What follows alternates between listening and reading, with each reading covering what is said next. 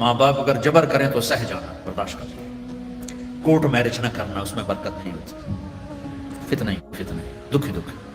माँ बाप से कहता हूं अल्लाह के वास्ते शादी बच्चे की है, कबूल उसने करना है, जबरदस्ती न करना। मत के दिन अल्लाह दो आदमियों से कहेगा चलो जहन्नुम में, तो एक दौड़ लगा देगा, एक चलते चलते पीछे मुड़ के देखेगा।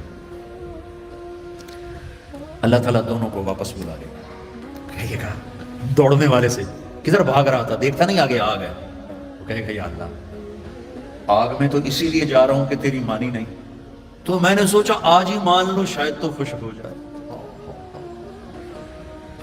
अरे भाई ओ मेरे बंदे तू पीछे मुड़ के क्यों देख रहा था, या अल्लाह तेरी रहमत के किस्से इतने सुने थे कि मुझे ख्याल आ रहा था अभी मुझे वापस बुला के माफ कर देगा, अभी मुझे वापस बुला के माफ कर देगा, मैं इसलिए मुड़ मुड़ के देख रहा था, कुछ पल्ले नहीं, जहन्नुम का पर्चा कट चुका है। और अल्लाह कहेगा मैं तुसी बड़े चंगे लगे हो, जाओ जन्नत, जिंदगी मौत से पाक जिंदगी। इसलिए बेस इबादतें बड़ी थोड़ी सी, 5 नमाजें हैं, पढ़ने में क्या देर लगती, तुम भागते दौड़ते हो, तुम्हारे क्लासेस हो रही, चलो खाली फर्ज ही पढ़ लिया करो, सुन्नतें लंबी हो जाएंगी, फर्ज पढ़ लो, ठीक है। फर्ज सिर्फ 17, सिर्फ 17, जिस पर पकड़ होगी ना वो सिर्फ 17 रकाते हैं, ये जिस पर दिया जाएगा वो 17 है। 2 फर्ज सुबह के, 4 जोहर के, 4 असर के, 3 मगरिब के और 4 इशा। इतनी कर लो पाबंदी तो अल्लाह आगे भी चला देगा, फिर इंशाल्लाह तहज्जुद भी पढ़ लो। तो इबादत 5 नमाजें, साल के बाद 30 रोजे। ज़कात और हज मालदार के लिए है, गरीब या मीडियोकर के लिए न ज़कात है न हज है। तो क्या मिला, 2 चीजें इबादत, ईमान, ईमान तो एक अंदर की कैफियत है, उसके लिए तो कोई खाई नहीं खुद नहीं पड़ती। 2 चीजें हैं इबादत में, एक नमाज और एक रोजा। रोजे में गुंजाइश दी है, सफर पे हो माफ, चाहे एयर कंडीशन गाड़ी में जा रहे हो, मुसाफिर हो माफ बाद में रख लेना, बीमार हो माफ बाद में रख लेना, नमाज माफ नहीं। मुझे हार्ट अटैक हुआ तो मुझे हिलने नहीं देते थे, यकीनन ऐसे होता है, तो मैं नमाज कैसे पढ़ता था, ले अल्लाह अकबर, और जब रुकू करना होता तो बस आंख का इशारा ऐसे कर देता था, जब सजदा करना होता तो थोड़ी सी गर्दन नीचे झुका देता था। मेरा अल्लाह कहता है कबूल है, लेकिन छोड़नी नहीं है। छोड़ने की इजाजत देता तो मैदान करबला में मेरे अपने नबी के नवासे को देता, उसने सजदे में सर कटा के बताया कि लम्ज तो बड़ी छोटी जई शय है, यहाँ जेर खंजर भी ये पैगाम सुनाया हमने, हम कलमा गो हैं, हमने सजदा नहीं छोड़ना है। मेरे नबी जब पैदा हुए तो दाई ने आपको लिया और चंद चीजें अजीब व गरीब हुई आपकी पैदाइश। आपकी पैदाइश ऐसे साफ सुथरे पाक पैदा हुए कि जिस्म पर गंदगी का निशान नहीं और खुशबू फैल गई कमरे में।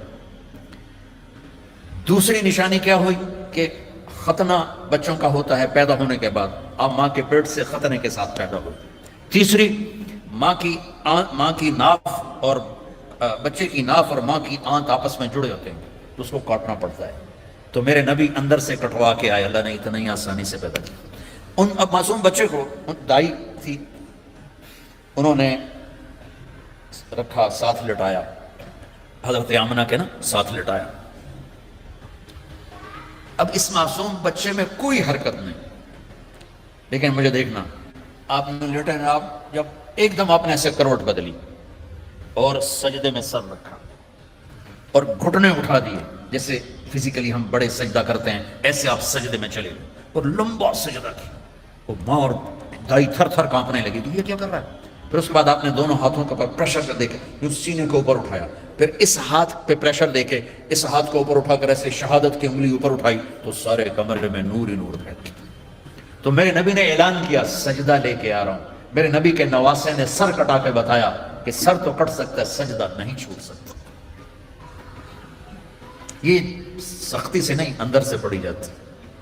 मैं जब था संत मॉडल स्कूल, तो हमारे एक हॉस्टल के वार्डन आ गए तालिब हुसैन रहमतुल्लाह अलैह, तो वो नमाजी थे, बाकी जो वार्डन आए वो नमाजी नहीं थे। 3 वार्डन मेरी जिंदगी में आए वहाँ 5 साल में, तो वो तालिब हुसैन साहब बीच में थे, वो नमाजी थे।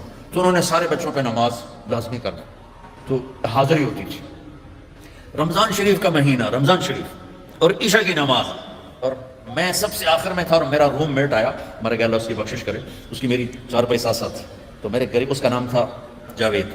تو میرے قریب آ کے کھڑا ہوا اور عشاء کی نماز کی نیت کرنے لگا. ہمارے وارڈن کا نام تھا طالب حسین. تو اس نے زور سے کہا 4 رکعت نماز فرض عشاء واسطے طالب حسین دے اللہ اکبر. اچھا اب میں بھی واسطے طالب حسین ہی پڑھ رہا تھا, میں اللہ کے لیے تو نہیں پڑھ رہا تھا. تو میں نماز میں اس کو کہتا ہوں ایک ہی کیتا وہ مینوں آندا میں طالب حسین دی پڑھدا پیا کیڑا اللہ دی پڑھدا پیا اللہ. تو ماں باپ شدت کریں یا ٹیچر شدت کرے اس سے نہیں ہوگا, یا گورنمنٹ کہہ دے نماز فرض سارے پڑھو, لوگ بے وضو پڑھیں گے. یہ اندر کی نماز ہے جیسے حسین نے پڑھ کے دکھا, ٹکڑے ٹکڑے ہو کے پڑھ کے دکھا. تو ہمارے اوپر تو کربلائیں اللہ نہیں لا رہا, وہ بڑوں پہ بڑے امتحان آتے ہیں. بچوں کی نماز نہ چھوڑو, رمضان شریف آ رہا ہے روزے نہ چھوڑو. تم سب جوان ہو, ہاں کوئی بیمار ہو جائے تو جوان بھی بیمار ہو سکتا ہے, لیکن رمضان ایک مبارک مہینہ ہے, سارے گناہوں کی معافی ہے. رمضان کا مطلب پتہ کیا ہے؟ جل جانا, جل جانا. رمضان کا مطلب ہے جل جانا.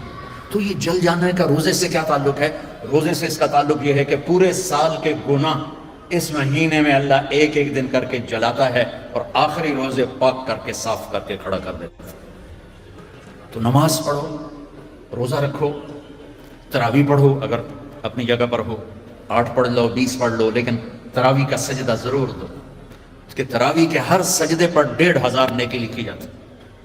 ہر سجدے پر 1500 نیکی لکھی جاتی. تمہارے باہر کتنا پہرا ہے؟ یہاں تمہاری مسجد والے نا ایک اشتہار لگا دیں, جو ہمارے ہاں تراویح پڑے گا 150 روپے فی سجدہ. انہوں تھوڑا گیٹ توڑ کے اندر آ جاؤ, چوکیداروں نے چاہ کے او مارنا ہے, تو دادیاں نے بھی چاہ دادا چلو تراویح پڑے گی, دادیاں تے لڑائی ہو جائے, ایک آکھے گا میں لے جانا, دو آکھے گا میں لے جانا. اور میرے بچوں اللہ ہر سجدے پہ 1500 نیکی لکھتا ہے. اور شام کو جب آپ روزہ افطار کرتے ہیں اس دن سارے گناہ معاف ہو جاتے ہیں, اور آخری رات سارے سال کے گناہ معاف ہو جاتے ہیں. رمضان میں موت آ جائے حساب نہیں ہوتا, جمعے کی رات کو موت آ جائے حساب نہیں ہوتا, جمعے کے دن شام تک موت آ جائے حساب نہیں ہوتا. اللہ ایسا مہربان. ایک نے مجھ سے پوچھا پھر رمضان کے بعد حساب لیتا ہے؟ اللہ بڑا سخی ہے, وہ دنیا کا بادشاہ لیا بھی میرا قرضہ واپس کر. اور جب ایک دفعہ معاف کیا تو پھر معافی کی. وہ ایک آدمی کہنے لگا ویکھو جی نور جہاں 27 رمضان میں مر گئی. میں کہ اللہ تو مقدمہ کر دے کہ 27 میں مر گئی. 27 رمضان شب قدر میں, بھائی پتہ نہیں اللہ کو نور جہاں رحمت اللہ علیہ کی کون سی نیکی پسند تھی جس پر اسے شب قدر کی موت عطا فرمائی.